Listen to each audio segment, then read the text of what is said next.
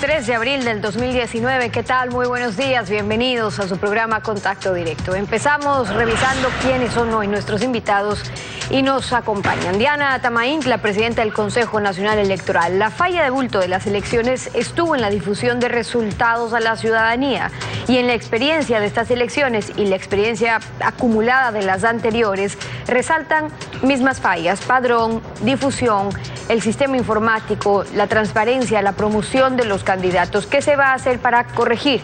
Lo analizamos. También nos acompañará Giovanni Atarihuana, el director nacional de Unidad Popular, ex MPD.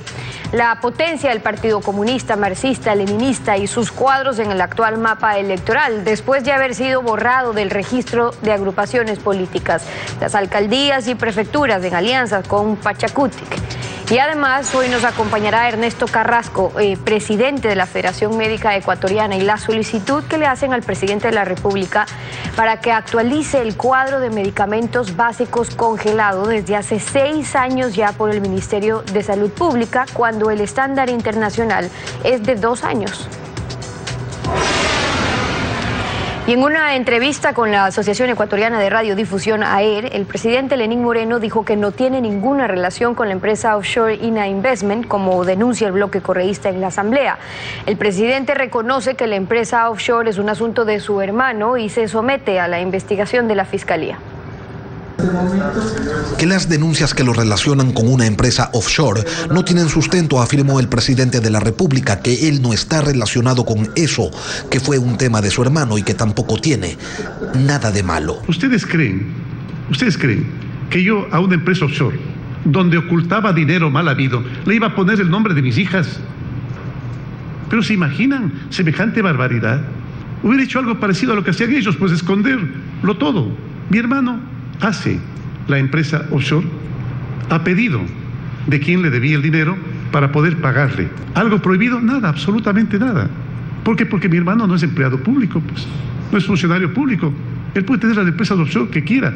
Moreno dice que no entiende cómo puede Rafael Correa acusar de corrupción a otros si su gobierno ha marcado una era en esos asuntos. Cuando se acerca un señor ministro a decirme, he encontrado actos de corrupción, presidente, yo le digo, ponte a la fila, porque 20, 30 años de Contraloría o de Tribunal de Cuentas no van a poder juzgar todos los actos de corrupción que fueron cometidos en el gobierno anterior. Pero que recuperar lo robado no será cosa sencilla, porque se usó, dice Moreno, incluso bienes del Estado para ocultarlo. La cantidad de viajes a paraísos fiscales, en los cuales seguramente se obtenía dinero en efectivo, con un avión que lo usaban de manera liberal y luego se iban ¿a dónde? A lo que acostumbran, pues tener caletas, alquilar departamentos, hacer cajas fuertes inmensas y tener ahí el dinero en efectivo, lo cual va a ser bastante difícil de detectar, pero ventajosamente ya estamos tras de cuentas, tras de testaferros.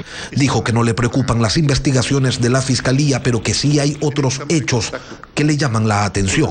La pensión de 50.000 pensionistas jubilados venezolanos se está pagando lastimosamente las locuras del rey del Ático. Moreno descargó toda la artillería contra su antecesor.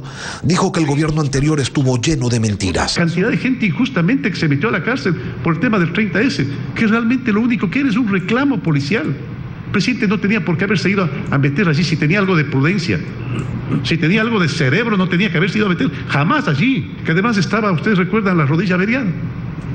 Una rodilla que fue averiada tratando de patear a un paracaidista y se pegó contra la pared. Esa es la verdad.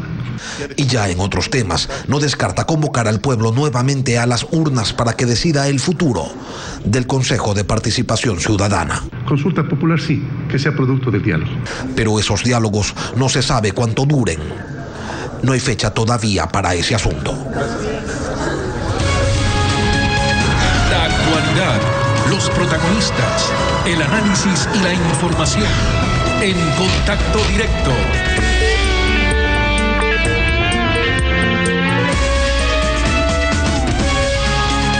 ¿Qué tal, Alfredo? Buenos días, ¿cómo te va? Buenos días, Steffi, ¿cómo estás? Buenos días a todos.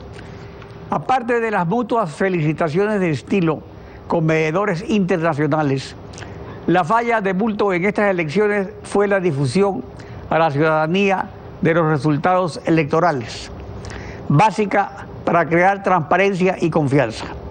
La misión de observadores de la OEA señaló, al igual que en los procesos anteriores, en 1217, 2017 y 2018, la página web de divulgación de resultados falló alrededor de las 8 p.m. y hasta la madrugada.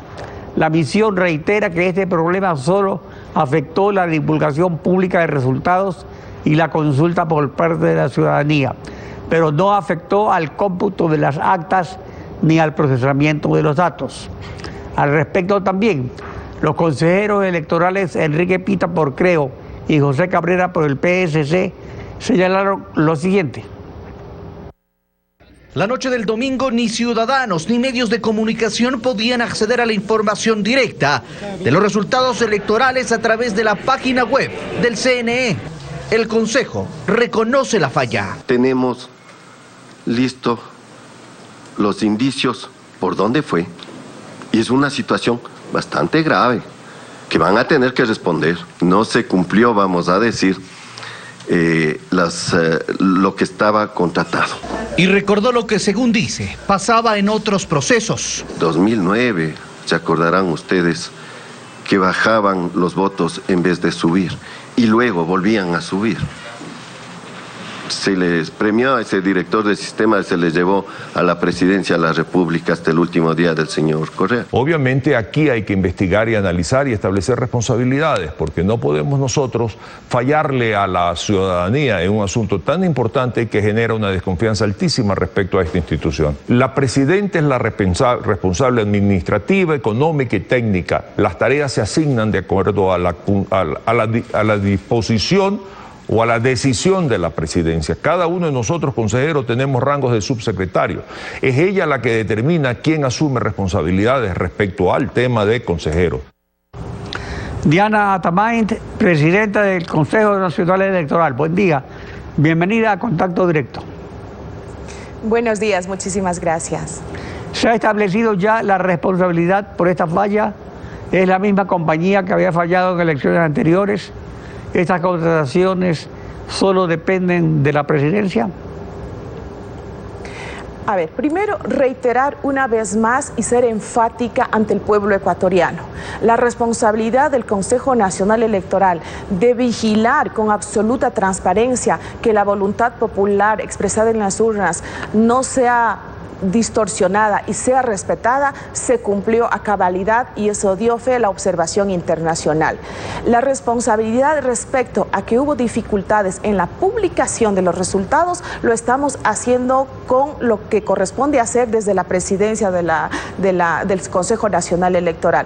Esto significa que el día de mañana o a más tardar el día viernes, la Comisión Técnica por la Transparencia, que está conformado por académicos muy reconocidos de las universidades del país y que tienen independencia absoluta para vigilar y que siguen trabajando en aquello, darán en rueda de prensa un informe preliminar de los hallazgos de lo que exactamente sucedió el día de la proclamación, de la difusión de los resultados el 24 de marzo.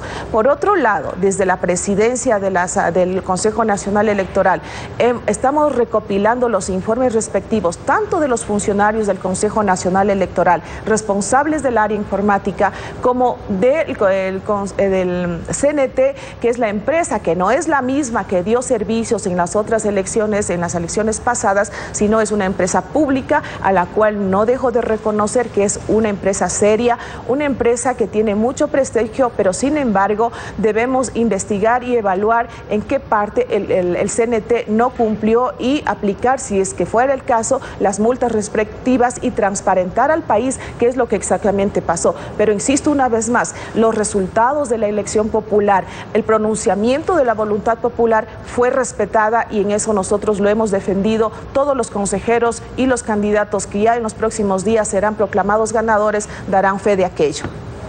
¿En qué estado se encuentra el trámite de descalificación de los dos consejeros de participación ciudadana recomendados al electorado públicamente por el expresidente Correa?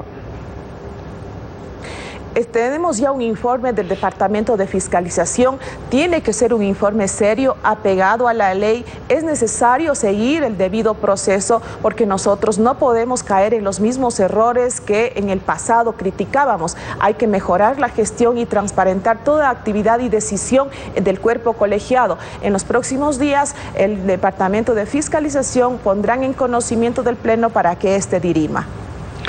Pero entonces, si eso ocurrió durante la campaña, ¿por qué se empieza a hacer la investigación ya después de la campaña, cuando ya había ocurrido? Además, no fue Correa el único que lo hizo, también fue Jaime Nebot.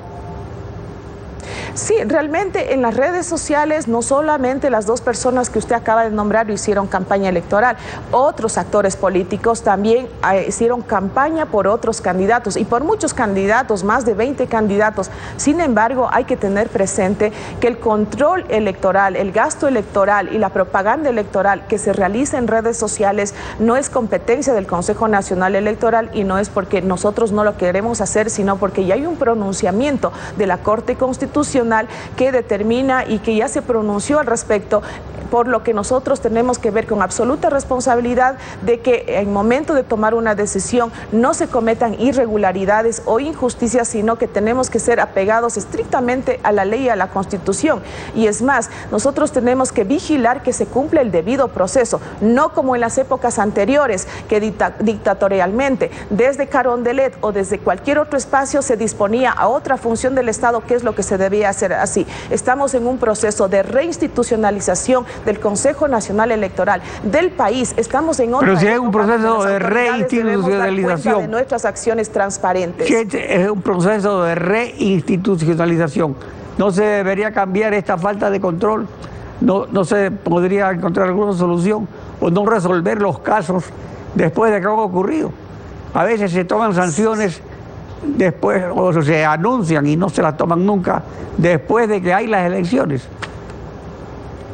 Miren, hay que nosotros tomar con responsabilidad y hay muchas cosas que cambiar y muchas cosas que quisiéramos hacer. Sin embargo, tenemos reglamentos, tenemos leyes, inclusive la Constitución que garantiza derechos, pero también que limita ejecutar las sanciones respectivas. Por eso es fundamental ahora de forma urgente tratar la reforma del Código de la Democracia e incluso una reforma constitucional en el que, en el caso del Consejo Nacional, es fundamental determinar las infracciones o si de ser el caso, la tipificación de los delitos electorales y las sanciones respectivas. En este momento, por ejemplo, es importante poner sobre el debate cuáles serían las sanciones que ameritarían dar a aquellas personas o a los políticos o a los candidatos que hacen campaña anticipada. No tenemos los instrumentos legales para actuar con firmeza frente a las ¿cuál es el tiempo de la campaña? Porque también todo eso se ha reducido.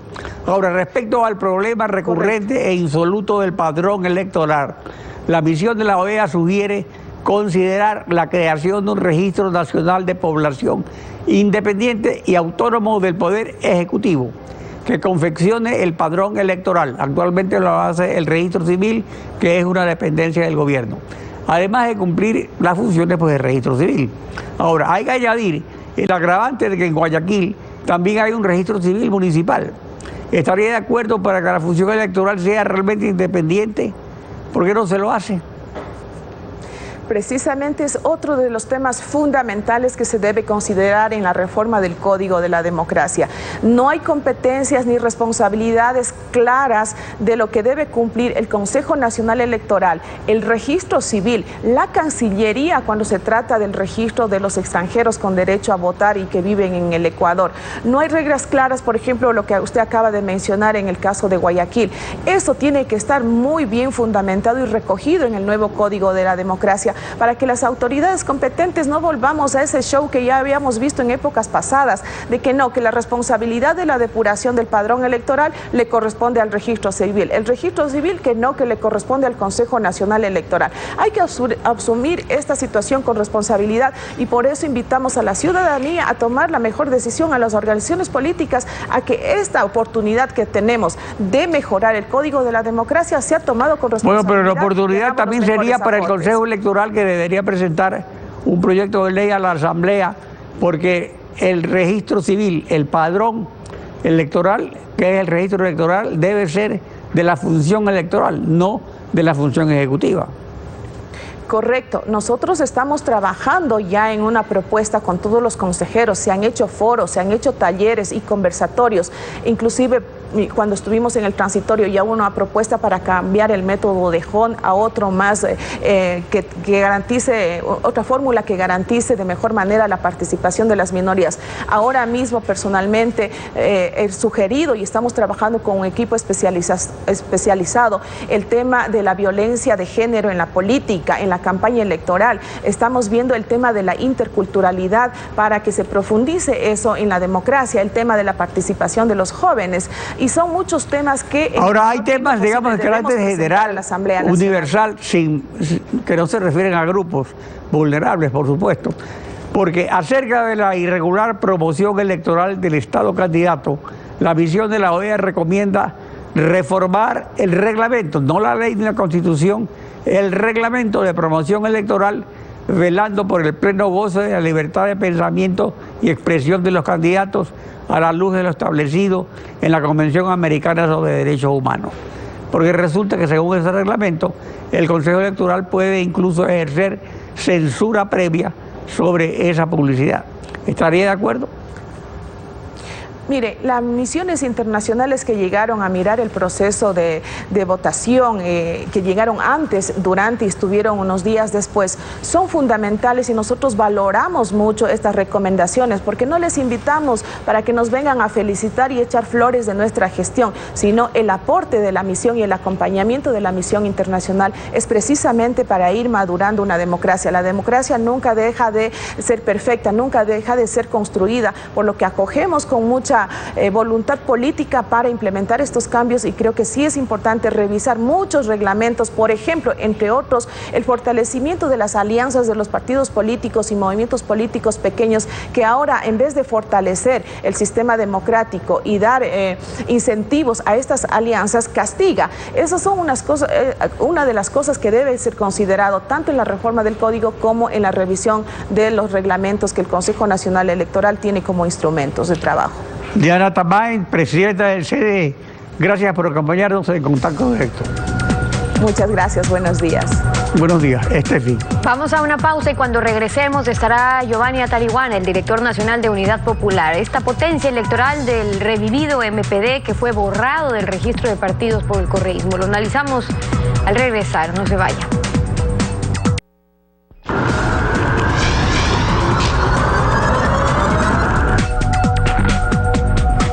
Giovanni Atarihuana, director nacional de Unidad Popular. Bienvenido a Contacto Directo. Muy buenos días, Stephanie, un saludo a todos los oyentes. Buenos días también. De los últimos resultados, 15 alcaldías en alianzas, 3 prefecturas, en Cotopaxi con Jorge Guamán en alianza con Pachacutic, en Zamora Chinchipe con Clever Jiménez en alianza con Juntos Podemos, en Orellana con Magali Orellana en alianza con Avanza Orellana. ¿Lo ven como un resurgir político de las fuerzas de izquierda? Permítame, Stephanie, agradecer a la población ecuatoriana por la confianza que depositó en los candidatos y candidatas de las listas 2 de Unidad Popular. Ha sido un mensaje de victoria y nos convierte en una fuerza política de trascendencia nacional. Entre las 15 alcaldías que alcanzamos, hay 4 capitales provinciales. Entre esas, nuestra compañera Lucía Sosa es la nueva alcaldesa de Esmeraldas. Por supuesto, también establecemos que varios de los perseguidos políticos del anterior régimen han recibido hoy un importante respaldo popular. Me refiero al caso de Clever Jiménez, de Magali Orellana o de Jorge Guamán. Por supuesto, nos convierte en una fuerza victoriosa, fruto del trabajo intenso de nuestros candidatos, de nuestra militancia, sin cuyo esfuerzo material, el tiempo y la decisión no hubiera sido posible esta victoria. Si suman fuerzas entre Unidad Popular y Pachacutic, alcanzan más de 30 alcaldías, 7 prefecturas. ¿Usted lo ve como un resurgir de la izquierda, que es lo que le preguntaba? Pero hay una izquierda unida, ¿por qué no participaron juntos en estas elecciones Pachacutic y Unidad Popular entonces? Usted lo ha dicho, Stephanie, la izquierda no solamente que avanza y crece, sino que es una alternativa. Yo quisiera que visualicemos este mapa electoral donde se establece claramente que entre Unidad Popular y sus alianzas, efectivamente copamos a través de capitales provinciales y prefecturas un importante espectro nacional. Obviamente, si ampliamos el tema al asunto del centro izquierda, hablamos que la tendencia progresista es mayoritaria en el pueblo ecuatoriano. El desafío de unificar una propuesta única, Unidad Popular, Pachacútec, otras fuerzas sociales y políticas, está planteado, porque el pueblo ecuatoriano claro, no quiere volver. Pero le preguntaba yo justamente para entender por qué en el momento que ya se tienen que dar las alianzas no se dan. Por ejemplo, en esta elección, claro, eran seccionales, pero ¿por qué no fueron juntos Unidad Popular y Pachacútec? Bueno, de hecho lo hicimos en varios estamentos. Por ejemplo, en Cotopaxi es una muestra de que es factible. En todo caso, creo que hay que mirar hacia el futuro. Hemos conversado ya con Yacu Pérez, con la Dirección Nacional de Pachacútec. Estamos planteando la conformación de un gran frente social y político que construya una alternativa, no solamente para el 2021, porque hoy mismo los ecuatorianos están preocupados de lo que va a pasar con la aplicación de la receta del Fondo Monetario Internacional. El pueblo ecuatoriano no quiere volver al autoritarismo y la corrupción del correísmo, pero tampoco quiere esa prosperidad que nos ofrece el gobierno y la derecha social cristiana de la mano del Fondo Monetario Internacional. Una prosperidad que significa elevación de tarifas de luz, de electricidad para el pueblo ecuatoriano, más impuestos como el IVA, significa más despidos y menos derechos laborales. En función de aquello, la izquierda tiene la responsabilidad de construir una alternativa para defender la vida ahora mismo frente al Fondo Monetario Internacional y, por supuesto, ahora, el tema es las elecciones del 2021. Podrían llegar a integrar esta alternativa de frente de izquierda, porque ya hemos visto qué pasa en elecciones presidenciales, sobre todo cuando no llegan a unirse. Unidad Popular, particularmente, viene del ex MPD, ese partido que fue, por cierto, tan estigmatizado por el correísmo, de lanzapiedras, de quemallantas, fueron incluso eliminados del registro de organizaciones políticas porque no obtuvieron después de los resultados electorales. Entonces, ¿cómo llega este nuevo MPD ahora? Stephanie, usted lo ha dicho claramente. El MPD sufrió el ataque virulento del correísmo y fue eliminado de manera injusta e ilegal. Y el Consejo Nacional Electoral y el Consejo Transitorio de Participación devolvieron al MPD su registro electoral y es una realidad. Caminamos a la fusión de estas dos organizaciones para hacer una más fuerte y más sólida. Pero por supuesto, Unidad Popular por convicción cree en que es necesario unir al pueblo, unir a los trabajadores del campo y la ciudad, unificar a los profesionales honestos, a la gente que quiere que es posible un Ecuador distinto, sin neoliberalismo y sin corrupción del correísmo. Pero, ¿unirse con quién? Decía yo, porque en 2007 fueron ustedes con Pachacútec quienes apoyaron también a Correa, como lo hicieron antes con Lucio y como se separaron después de ambos. Ahora usted hace este llamado a un gran acuerdo nacional político de las fuerzas de izquierda para pensar en un candidato propio o para apoyar a nuevas alianzas. Bueno, yo creo que lo importante, por supuesto, es un liderazgo, un hombre o una mujer que represente con coherencia, con trayectoria, una alternativa distinta y que sea opción de poder. Hay nombres que los discutiremos en su respectivo momento, pero hay que decir que es factible el ser gobierno. Hace 3 meses nadie pensaba que la dinastía Falqués y la maquinaria social cristiana podía ser derrotada. Nosotros le apostamos a un joven profesional que terminó ganando las elecciones. Eso demuestra que el pueblo ecuatoriano quiere que ya no gobiernen los mismos. La izquierda tiene la obligación de poner por delante un proyecto de transformación para dar respuestas al tema del empleo, de la producción, al tema del acceso a la educación, en temas que son muy sensibles y que hoy reclama la población. Este resultado electoral evidenció también dispersión del voto con un sinnúmero de candidatos, la fuerza de las alianzas que se lograron, el peso de los movimientos regionales pero no nacionales, alianzas que no respondieron necesariamente a un pacto ideológico. Si bien Unidad Popular o Pachacútec surgen con resultados importantes en prefecturas, en alcaldías, si uno revisa el porcentaje de votos por sí solos, digamos, sigue manteniéndose con cierta mejoría en relación a anteriores elecciones. Digo esto porque necesitan inevitablemente unirse para no repetir lo que ya pasó en anteriores elecciones presidenciales. Creo que la necesidad de unirse es un imperativo histórico.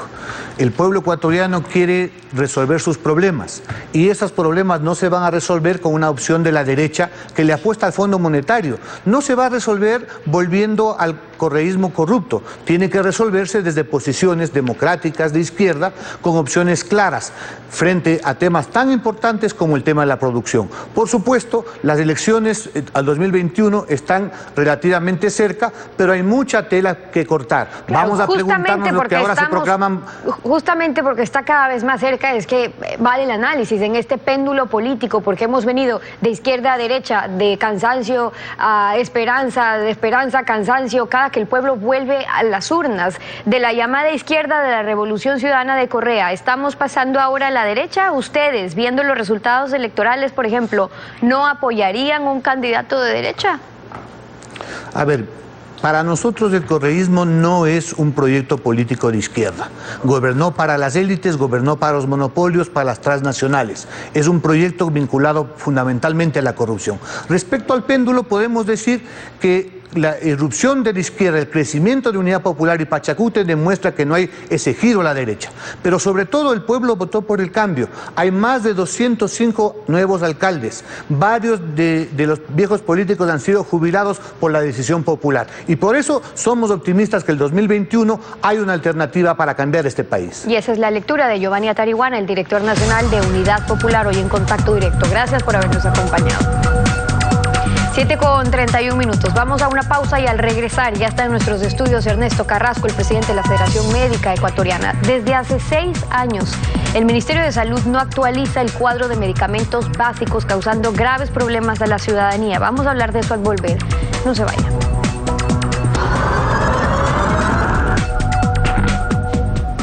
Desde hace 6 años, el Ministerio de Salud Pública no actualiza el cuadro de medicamentos básicos del Ecuador, cuando el estándar internacional es hacerlo cada 2 años.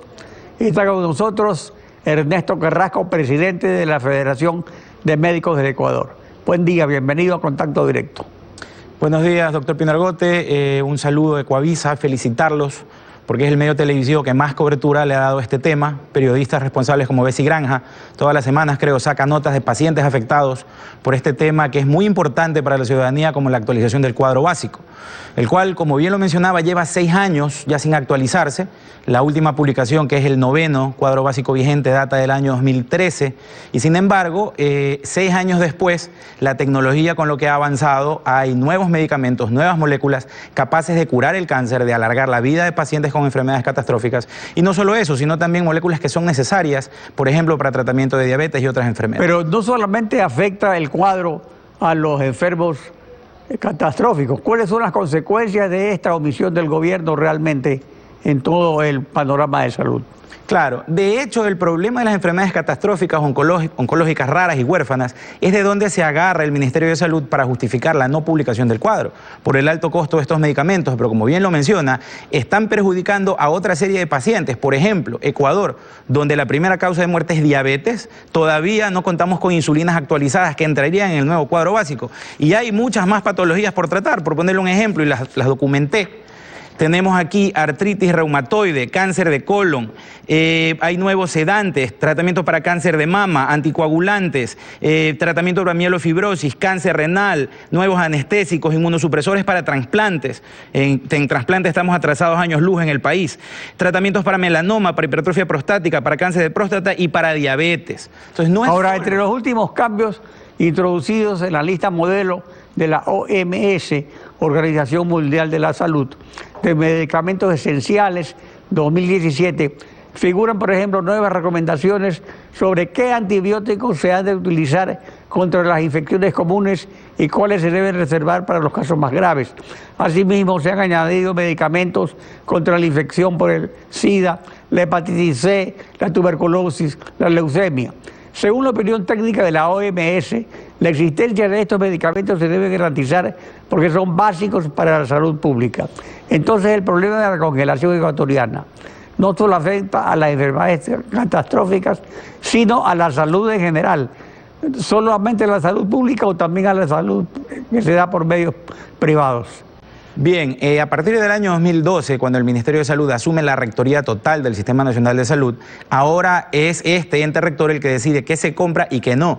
Antiguamente, Seguridad Social, Fuerzas Armadas, Policía podían hacer sus compras respectivas, ahora ya no pueden. Y esto los tiene atados de pies y manos en las compras de estos medicamentos, que si bien es cierto, son costosos, no puede ser que por el precio justifiquemos que se pierdan vidas humanas.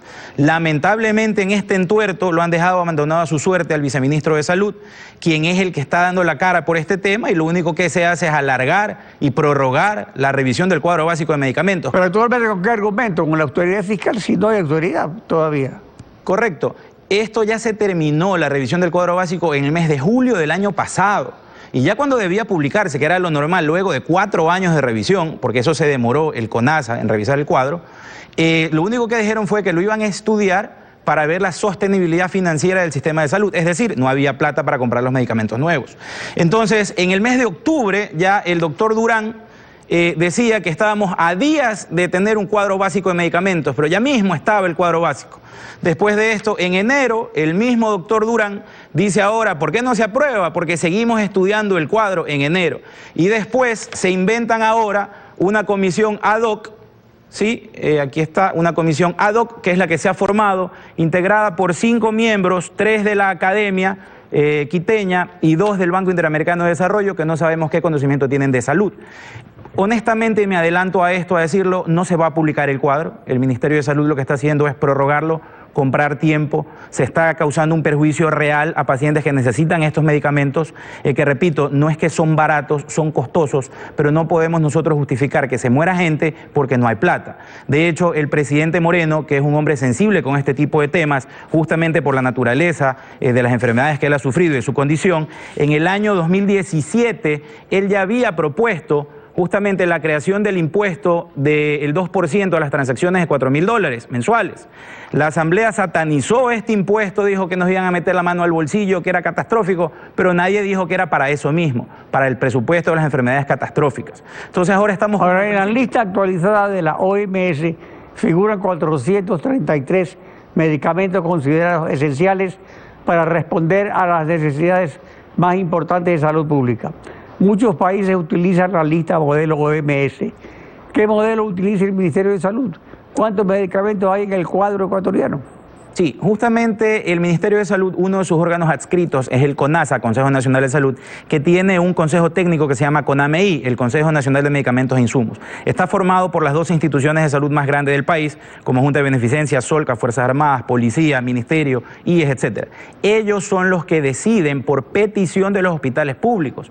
Ojo, porque se piensa también en la mano de la industria, de los negocios millonarios, y somos nosotros mismos los médicos los que pedimos los nuevos tratamientos para nuestros pacientes. Estas solicitudes de los comités de farmacología de cada hospital van a esta institución que es el CONASA, y en una revisión de 4 años, medicamento por medicamento, decidieron qué debía entrar, qué no debía entrar y qué medicamentos deben salir del cuadro básico. Por ejemplo, los tratamientos para diabetes aquí en nuestro país ya están desactualizados. Hay nuevos medicamentos y que eso sí, no son costosos. Sin embargo, nuevas insulinas también, pero no pueden entrar y no se las podemos dar a los pacientes que necesitan en un país donde se mueren en la primera causa de diabetes porque no aprueban el cuadro básico. Ahora, según el acuerdo del gobierno con el Fondo Monetario Internacional, se prevé un crédito de $652 millones para el plan anual del Ministerio de Salud, pero este no ha destinado nada para la actualización del cuadro de medicamentos básicos. Por lo tanto, federaciones, colegios y sociedades médicas han solicitado al presidente de la República que se atienda la actualización. ¿Qué respuesta han recibido? Es lamentable el bloqueo que se ha armado alrededor de este tema. El año pasado mandamos oficios a todo el Ejecutivo, al presidente Moreno, a los ministros, obviamente, de Salud, ministro de Finanzas, ministro de la Política, a los asambleístas de la Comisión de Salud de la Asamblea Nacional, y nadie nos respondió. Todos nos derivan, dicen, vaya, habla el Ministerio de Salud, que es quien causa el problema. Entonces, lo que se está haciendo literalmente se convierte en una situación política, se está tirando la tierra abajo del tapete mientras pasa la suegra y no se le dice al presidente cuál es la verdad.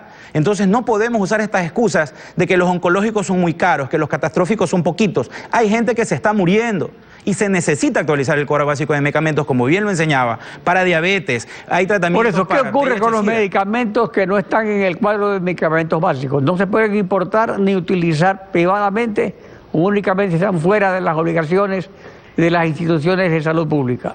Correcto, si usted es un paciente particular y sufre de estas enfermedades, le va a costar, por ejemplo, el tratamiento de la leucemia $5.000 mensuales, yo particularmente no los tengo. Si tiene un linfoma le va a costar $15.000 mensuales, que no es para siempre, es para mejorar hasta que pueda ir a quimioterapia. Esos son los medicamentos biológicos que son costosos. Pero repito, no es el asunto del precio. Como Estado tiene la obligación de hacer las negociaciones con quien deba, si es con la industria o con los productores de medicamentos genéricos, pero no se puede dejar sin una respuesta y sin una opción. Que los pacientes hagan filas en los hospitales o, como dice la ministra, el cuadro básico es uno de los más completos. Sí, pero con medicamentos muchos de ellos desactualizados o que no curan. Entonces el paciente en el hospital público está recibiendo su medicamento, claro, pero hay un medicamento mejor al cual puede acceder, pero nunca lo va a recibir. Ernesto Carrasco, presidente de la Federación Médica, gracias por participar en Contacto Directo. Gracias. Estefi. Así concluimos esta emisión. A ustedes también, gracias a su confianza y sintonía. Nos vemos mañana, Alfredo. Mañana continuamos rayando la desinformación en Contacto Directo. Buenos días.